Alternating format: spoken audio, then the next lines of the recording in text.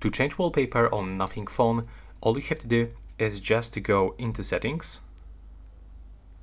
Now when you are here, you will have to start scrolling and go into customization. Then you can select to change a lock screen or home screen wallpaper. And in my case, I'm gonna do this for the home screen. So I will have to go into the wallpapers right here, and I can pick something from this default wallpapers, like for example this one.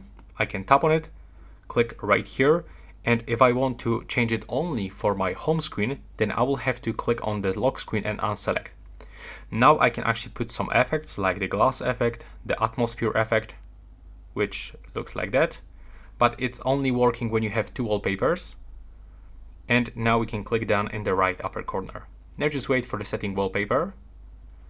And there we go, wallpaper has changed. But also, you can go into the more wallpapers one more time. You can create wallpapers with the AI, for example, or you can use your own photos from your gallery, screenshots, and also you can use them and set as a wallpaper.